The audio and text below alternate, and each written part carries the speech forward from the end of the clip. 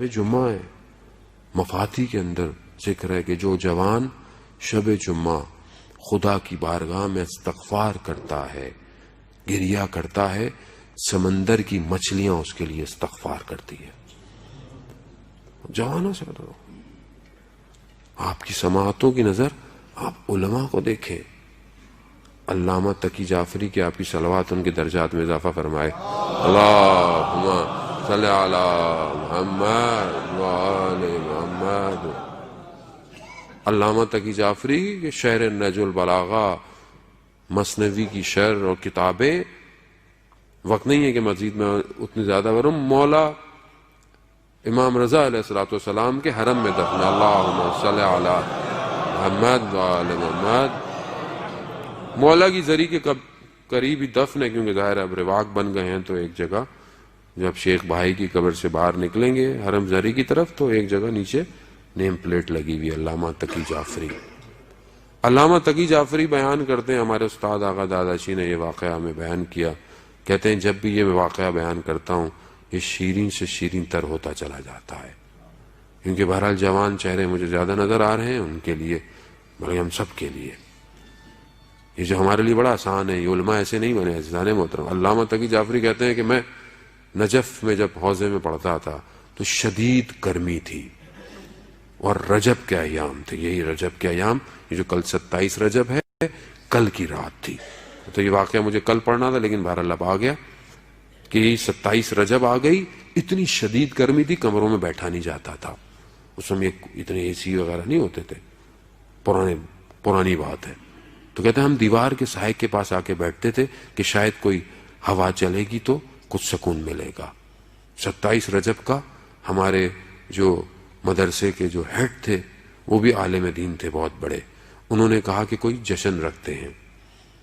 تو وہ جو کام کرنے والا تھا، برتن اٹھانے والا ایک بوڑھا شخص، تو اس کو بولا بھی رات کو جشن ہے تو کچھ طالب علموں کو کچھ ہنسا دینا، کوئی ایسی بات کر دینا. ٹھیک ہے. رات ہوئی، اس نے اپنی جیب سے اخبار کی کٹنگ نکالی. اس اخبار کی کٹنگ پہ ایک تصویر تھی خاتون کی.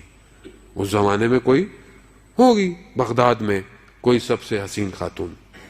اس نے کہا بھائی مذاق ہے، مذاق ولاد ہے تو تھوڑا جشن ہے. جیسے ہمارے یہاں نہیں پتا ہوتا نا آج کل جشن ہے تو سب جائز ہے. جیسے پچھلے دن آپ نے ویڈیو دیکھی ہوگی مولا کائنات کے جشن کی، یعنی رونا آ رہا ہے کہ ہم کس مولا کو مانتے ہیں اور ہمارے جشن کیسے ہو رہے ہیں. یعنی ہمیں خود کو نہیں پتا ہم کر کے آ رہے ہیں. پہلے کیک کاٹنے تک تو چلے ہضم ہوتی تھی بات، اب یہ کیا ہے؟ کہاں جا رہا ہے اسلام؟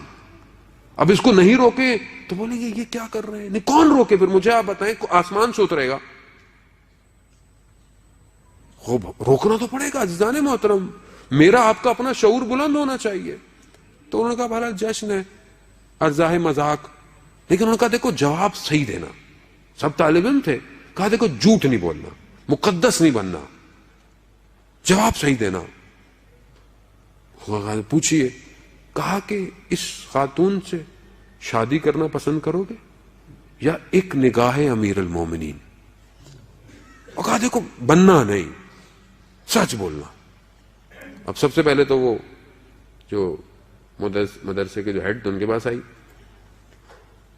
مولانا تو علماء تو آپ کو پتا ہے علماء کے پاس تو ریزننگ بہت ہے. ان کا جب مولا سے تو ویسے بھی ملنا ہی ہے، آخر میں مل ہی لیں گے. آخری میں جب جان نکل لی تو مولا نہیں آنا ہے. تو فی الحال کہا کہ بیٹے سے بولا بیٹا والدہ کو مت بتائیے گا. سب کے پاس آئی، سب نے یہی کہا.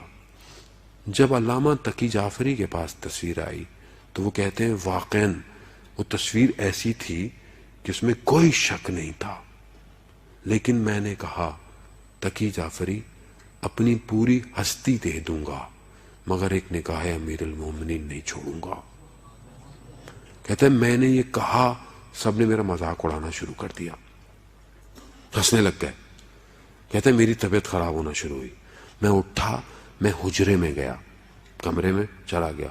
میں جا کے بیٹھا ایک کونے پہ دیوار سے. تو میں نے تھوڑی دیر میں دیکھا کہ کوئی کمرے میں آ رہا ہے.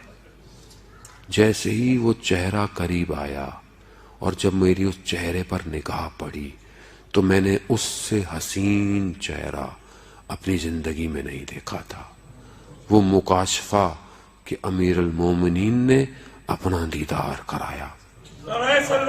اللہم صلی علی محمد وآل محمد۔ کہتے ہیں میں جب باہر نکلا تو میری حالت بڑی عجیب سی تھی، میری اس حالت کو دیکھ کر سب نے بولا کہ یہ کیا ہو گیا ہے؟ تو وہ استاد جو تھے وہ بھی عالم تھے، وہ پہچان گئے۔ تو جب مجھ سے پوچھا کہ یہ کیا ہوا، تو میں نے کہا میں منزل مقصود تک پہنچ گیا۔